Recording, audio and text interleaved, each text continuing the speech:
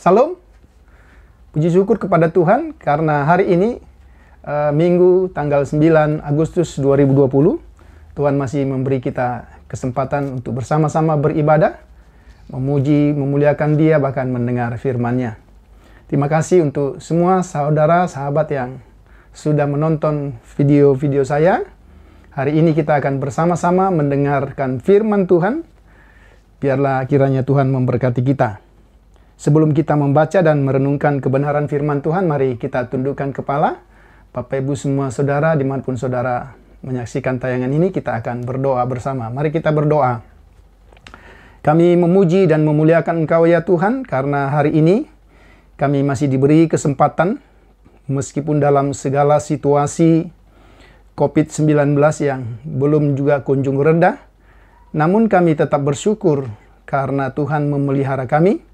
Kami masih punya waktu untuk beribadah, kami masih punya waktu untuk bersekutu bersama-sama dengan semua saudara kami meskipun secara online.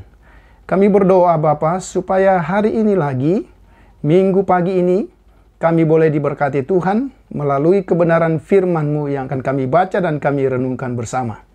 Terima kasih Tuhan berbicara kepada kami semua. Dalam nama Tuhan Yesus Kristus kami telah berdoa. Amin. Ya, saudara yang saya kasihi dalam Tuhan Yesus Kristus, hari ini kita akan bersama-sama membuka Alkitab kita dan kita akan membaca dari kitab Yeskel pasal yang kedua, dari ayat yang pertama sampai dengan pasal yang ketiga, ayat yang ketiga. Namun dalam kesempatan ini saya akan membaca dari pasal 2 ayat 10, pasal 2 ayat 10 sampai pasal 3 ayat 3. Namun nanti kita akan membahas secara keseluruhan, bahkan mungkin jauh ke belakang kepada pasal 1. Mari kita lihat pembacaan ini dari Yeskel pasal yang kedua ayat 10. Lalu dibentangkannya di hadapanku, gulungan kitab itu ditulis timbal balik, dan di sana tertulis nyanyian ratapan, keluh kesah dan rintihan. Firman-Nya kepadaku, hai anak manusia, makanlah apa yang engkau lihat di sini. Makanlah gulungan kitab ini, dan pergilah berbicaralah kepada kaum Israel. Maka kubukalah mulutku, dan diberikannya lah gulungan kitab itu kumakan. Lalu firman-Nya kepadaku, hai anak manusia, makanlah gulungan kitab yang kuberikan ini kepadamu, dan isilah perutmu dengan itu. Lalu aku memakannya, dan rasanya manis seperti madu dalam mulutku. Tema firman Tuhan hari ini bagi semua saudara dan untuk kita semua hari ini ialah ketaatan merubah yang pahit menjadi manis. Ketaatan merubah yang pahit menjadi manis. Kalau kita memperhatikan pembacaan yang telah saya bacakan tadi, sesungguhnya itu merupakan klimaks dari satu rentetan yang bisa kita baca mulai dari pasal 1, pasal 2, sampai dengan pasal 3 bagian yang telah saya baca tadi. Mengapa saya katakan ketaatan merubah yang pahit menjadi manis? Karena sesungguhnya dalam penglihatan, Yeskel melihat satu gulungan kitab, ya. Nah, di sini kita lihat gulungan kitab itu berisi dikatakan berisi nyanyian ratapan, keluh kesah, dan rintihan. Tahukah saudara, biasanya gulungan kitab itu hanya diisi atau ditulisi satu sisi saja. Namun dalam pembacaan kita tadi dikatakan ada gulungan kitab itu ditulisi timbal balik. Kemungkinan ini mau menjelaskan kepada kita bahwa ada begitu banyak rintihan, keluh kesah, ratapan yang ditulis yang harus disampaikan oleh Yehezkiel. Isi kitab itu merupakan gambaran dari perkabungan, ya, gambaran dari kutukan karena penghancuran Yerusalem dan Bait Allah yang akan segera terjadi. Jadi ini berita yang harus disampaikan. Ini salah satu keunikan dari Nabi Yehezkiel, di mana dia dalam penglihatan itu ada satu metode pemberitaan yang disebut dengan tindakan simbolis. Meskipun itu dalam satu penglihatan, dia melihat satu gulungan kitab, kemudian isinya rintihan, kemudian keluh kesah, ratapan, dan segala sesuatu yang mau menjelaskan kondisi bangsa Israel yang akan segera terjadi karena pembuangan. Berarti ini bukan sesuatu berita yang diharapkan. Ini bukan berita yang diharapkan oleh siapapun. Tetapi Tuhan katakan kamu harus makan. Artinya, kamu pertama-tama harus menikmati betapa pahitnya, betapa mengerikannya, atau betapa sesuatu yang tidak diharapkan itu akan terjadi, dan luar biasanya, sebelum itu disampaikan kepada umat Tuhan, maka nabi yang diutus oleh Tuhan pertama-tama harus dapat mengidentifikasikan, merasakan apa yang akan terjadi itu. Nah, pertanyaannya, mengapa isi kitab gulungan yang akan dimakan oleh Yehezkiel berisi rintihan, kutukan, ya, ratapan? Ini menjadi pertanyaan. Nah, untuk dapat kita mengerti apa yang sudah kita baca tadi, maka kita harus kembali ke belakang. Sesungguhnya, yang pertama kita harus melihat siapa Yehezkiel. Ya, dari namanya secara sederhana, Yehezkiel itu berarti Allah atau Yahweh adalah kekuatanku. Nah, kalau kita membaca dalam Perjanjian Lama, setiap nama itu memiliki makna, khususnya hamba-hamba Tuhan yang diutus. Jadi kalau Yehezkiel itu dikatakan Yahweh atau Tuhan adalah kekuatanku, ini sesungguhnya mau menggambarkan inilah kondisi yang harus dialami oleh Yehezkiel Nabi Tuhan itu. Mengapa? Karena dia akan menanggung seluruh kesulitan, menanggung beban dan kesulitan-kesulitan, tantangan yang dihadapi dalam pelayanan. Karena konteks pada waktu itu, dia bukan melayani di satu tempat yang biasa, yang umum. Dia bukan melayani di satu tempat yang seharusnya tempat di mana seorang hamba Tuhan melayani, tapi dia harus melayani di pembuangan. Pembuangan itu menggambarkan itulah penghukuman Tuhan atas bangsa Israel. Dan selain konteks pembuangan, maka berita yang akan disampaikan adalah berita penghukuman. Saya rasa setiap kita, hamba-hamba Tuhan yang ingin memberitakan kebenaran firman Tuhan, kalau berita yang kita sampaikan itu berita yang menyenangkan, berita yang berisi berkat, berita tentang segala sesuatu yang baik, maka sangatlah mudah untuk menyampaikannya. Tetapi ketika berita itu adalah berita kutukan, berita ratapan, berita penghukuman Tuhan sebagaimana yang ditulis dalam kitab, dalam penglihatan tadi, maka ini bukan sesuatu yang mudah. Ya. Jadi dengan demikian saudara, nama Yehezkiel sendiri menjelaskan kondisinya. Bahkan kalau kita memperhatikan, di dalam kitab Yehezkiel, hamba Tuhan ini disebut dengan istilah anak manusia. Ya, di dalam Alkitab paling tidak ada 3 kitab yang menjelaskan, paling tidak, mungkin ada lebih, tapi yang secara umum kita tahu, misalnya di dalam kitab Yehezkiel ada istilah anak manusia, di dalam kitab Daniel ada istilah anak manusia, di dalam kitab Injil baiklah Matius ya ada istilah anak manusia. Namun istilah anak manusia pada Yehezkiel ini berbeda. Kalau misalnya anak manusia, istilah anak manusia pada kitab Daniel dalam satu penglihatan itu bicara tentang Allah dalam segala kemuliaannya. Ya. Kemudian istilah anak manusia pada kitab-kitab Injil yang dikenakan kepada Yesus justru menjelaskan kealahan Yesus. Perhatikan, istilah anak manusia pada kitab Injil justru menjelaskan kealahan Yesus. Karena satu kali Yesus berkata, supaya kamu tahu bahwa anak manusia dapat mengampuni dosa. Tetapi, kalau kita kembali kepada pembacaan ini, anak manusia yang ditulis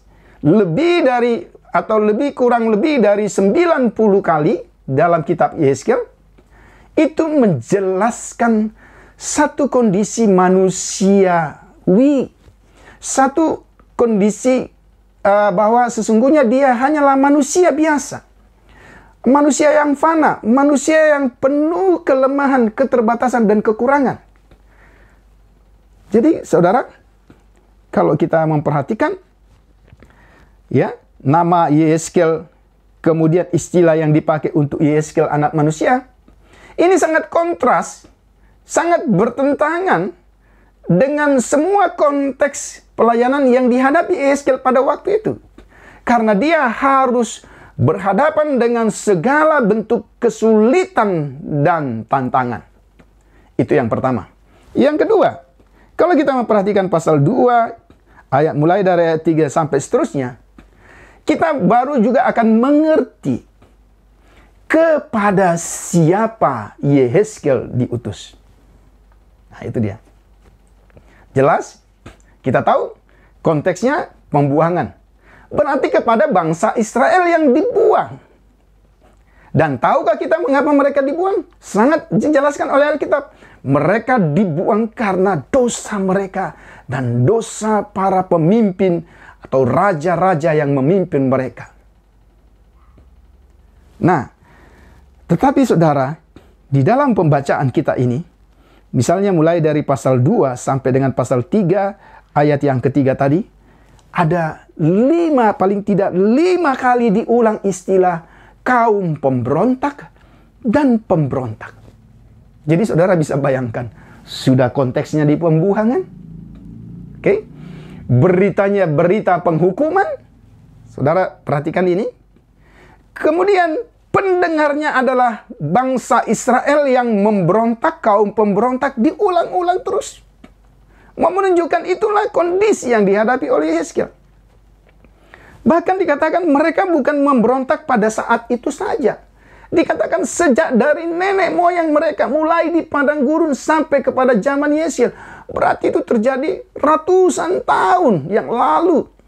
Jadi pemberontakan itu terus-menerus terjadi dalam sejarah bangsa Israel. Dan berakhirnya di pembuangan. Disitulah seorang nabi yang bernama Yehezkiel harus melayani. Ini yang luar biasanya. Sehingga mengapa tema kita hari ini seperti ini. Ada alasan yang mendasar. Kalau kita melayani di tempat yang baik, di tempat yang enak, di tempat yang menyenangkan. Kalau kita berkhotbah, kemudian selesai berkhotbah, seorang jemaat katakan, Pak, terima kasih Pak Tobing. Oh, firman Tuhannya sungguh sangat memberkati kami. Wah, saya sebagai hamba Tuhan akan merasa bangga, senang sekali. Tapi coba, satu waktu ketika kita sudah berdoa, kemudian berkhotbah, tapi kemudian kita diacuhkan oleh orang-orang yang mendengar khotbah kita, bahkan kita mendapat cercaan, bahkan kita mendapat kritik. Nah, kira-kira, saudara-saudara sesama hamba Tuhan, coba pikirkan. Bukankah itu sesuatu yang tidak menyenangkan? Dan apalagi kita diminta untuk menyampaikan segala sesuatu yang tidak menyenangkan telinga pendengar pada waktu itu. Saya mencoba membuat kalkulasi dari semua kondisi-kondisi bangsa Israel pada waktu itu di pembuangan. Bahkan ada gelar yang diberikan kepada mereka. Sangkin mereka sebagai pemberontak dan mereka itu sangat berbahaya, mereka disebut dengan istilah onak dan duri dan kalajengking. Artinya bukan hanya tantangan, tapi sesuatu yang membahayakan. Nah, ini kita bisa perhatikan, saudara. Namun, luar biasanya, Yehezkiel mau tidak mau harus menyampaikan berita. Diterima atau tidak. Itu ada istilah. Mereka menerima atau tidak. Berarti jelas sekali, mereka tidak akan menerima. Ya. Tahukah saudara, ketika kita berkhotbah tentang dosa dan penghukuman, ya, berapa persen orang yang akan mendengar? Tetapi ketika kita menyampaikan berkat dan kasih Allah, segala sesuatu yang indah dan yang baik yang akan Tuhan buat dalam hidup kita, wah, khotbah kita pasti akan digemari, saudara. Tapi kita lihat dalam pembacaan ini, ya, dan kita lihat itulah kondisi yang dihadapi oleh Yehezkiel. Namun ada satu rahasianya, saudara. Yehezkiel, arti namanya kita sudah tahu, dan sebutan sebagai anak manusia. Sesungguhnya dia tidak punya, ya, dia tidak punya kompetensi untuk menyampaikan, ya, kekuatan untuk menyampaikan berita dengan semua konteks dan kondisi yang sangat tidak kondusif pada waktu itu. Tapi ada satu kalimat di sini. Sebelum dia menyampaikan kebenaran firman Tuhan ini, sangat jelas di dalam pembacaan kita, ya, ternyata Tuhan mempersiapkan hamba Tuhan ini sedemikian rupa. Karena Tuhan tahu bahwa tantangan yang dihadapi bukanlah satu tantangan yang mudah. Maka kalau kita membaca di dalam pasal 2, ya, di dalam pasal 2 ayat 1 sampai dengan ayat kedua, saya akan bacakan untuk kita. Firman-Nya kepadaku, hai anak manusia, bangunlah dan berdiri, karena aku hendak berbicara dengan engkau. Sementara ia berbicara dengan aku, kembalilah rohku ke dalam aku, dan ditegakkannya lah aku, kemudian aku mendengar dia, dan berbicara dengan aku.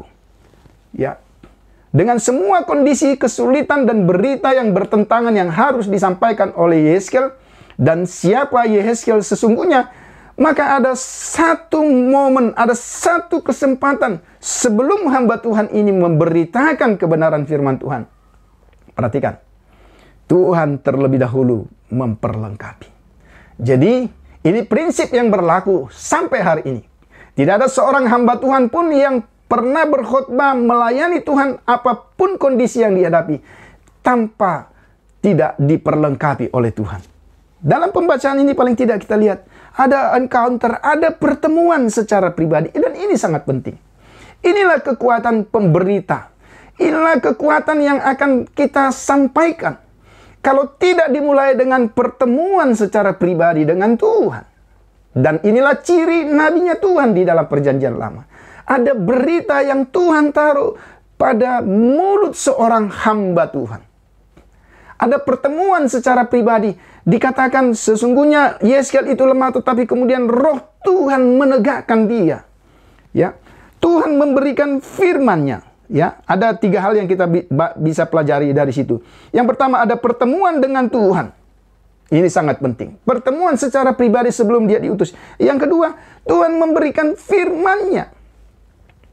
Yang ketiga, Tuhan memberikan roh-Nya. Artinya, dia memberikan kuasa supaya hamba Tuhan ini dapat memberitakan firman-Nya.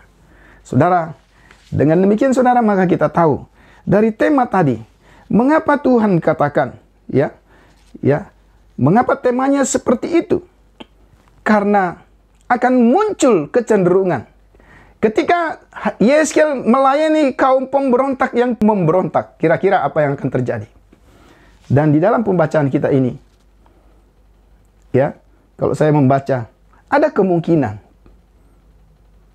seorang hamba Tuhan akan undur dari pelayanan. Tetapi kemungkinan yang berikut, ayat yang ke-8 dari pasal 2. Dan engkau anak manusia, dengarlah apa yang kufirmankan kepadamu. Janganlah memberontak seperti kaum pemberontak ini, tapi ngangakanlah mulutmu dan makanlah apa yang kuberikan kepadamu. Jadi Tuhan tahu kondisi yang berat, menekan, mengancam, membahayakan ya pemberita dan berita yang akan disampaikan, maka hamba Tuhan bisa jadi kompromi. Ya.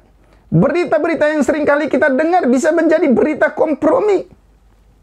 Ya. Satu saat seorang hamba Tuhan yang sedang berdiri menyampaikan kebenaran firman Tuhan, dan dia sadar ada beberapa jemaat yang mengintimidasi. Ya. Maka bisa jadi beritanya akan berubah. Berita yang dari Tuhan bisa jadi menjadi berita dari diri sendiri yang hanya menyenangkan telinga manusia. Menjadi kaum pemberontak, artinya menjadi kompromi. Berita-berita yang kita sampaikan itu menjadi berita-berita yang kompromi dengan situasi. Karena itulah, maka Tuhan katakan, ngangakanlah mulutmu dan makanlah apa yang kuberikan. Maka tema kita, saudara, sangatlah tepat hari ini. Kalau kita memperhatikan bagian firman Tuhan ini, maka sangat jelas. Ketika Yehezkel taat, dan dia melihat gulungan kitab yang ditulis timbal balik, yang tidak lazim, yang sesungguhnya hanya ditulis satu bagian saja, satu halaman saja dalam kalau konteks kita hari ini. Tapi ditulis timbal balik, menjelaskan banyaknya rintihan keluh kesah ratapan penghakiman yang akan terjadi. Kemudian kita lihat, dan kita sungguh memuji Tuhan. Saya pikir ini menjadi teladan bagi semua hamba Tuhan hari ini, dan bagi semua kita yang percaya kepada Tuhan Yesus Kristus. Kemudian dia memakan, walaupun dia tahu rasa gulungan kitab itu pahit, sangat pahit, sepahit empedu. Tetapi karena dia taat, berita yang begitu sangat pahit, saudara perhatikan, ketaatan itu merubah yang pahit itu menjadi manis seperti madu dalam mulut Yehezkel. Saudara perhatikan, teladan yang diberikan oleh Yehezkel juga itulah teladan yang diberikan oleh Yesus Kristus kepada kita. Dia tahu bahwa dia datang bukan pada dunia yang baik, bukan pada manusia yang benar, bukan pada kondisi yang tepat. Ya, bahkan saat dia berdoa di Taman Getsemani, dia katakan, seandainya Bapa, cawan ini dapat berlalu daripada aku, tapi jangan kehendakku, kehendakmu jadilah. Kita memahami betapa kondisi yang harus dilakukan, ya, pembebasan keselamatan yang harus dilakukan oleh Yesus bukan satu hal yang mudah. Pergumulannya dikatakan akhirnya digambarkan oleh penulis kitab Injil. Keringat Yesus pada waktu itu seperti butiran-butiran darah, menjelaskan betapa beratnya pergumulan yang dihadapi. Tapi tahukah kita, kematian Yesus adalah kerelaannya, adalah ketaatannya, dan akhirnya itu membuahkan hasil yang manis bagi kita, dan kita diselamatkan. Yehezkel hanya salah satu contoh hamba yang mau taat dan ketaatan. Berita yang begitu pahit, berita yang begitu tidak menyenangkan, itu akhirnya diubah oleh karena ada sikap yang taat kepada Tuhan. Mari kita melihat dan mari kita meneladani apa yang dilakukan oleh Yehezkel sebagai pemberita-pemberita Injil, atau sebagai orang percaya yang sesungguhnya semua kita punya tanggung jawab memberitakan Injil dalam kondisi situasi yang sulit hari-hari ini, yang tidak kondusif, di mana orang bisa jadi sudah jatuh kepada apa yang disebut dengan fatalisme, ya, bahwa ini adalah nasib buruk yang memang harus kita terima. Ini sudah takdir. Ada banyak orang yang frustasi, ada banyak orang yang sudah menutup telinga terhadap kebenaran. Tetapi berita itu harus kita sampaikan.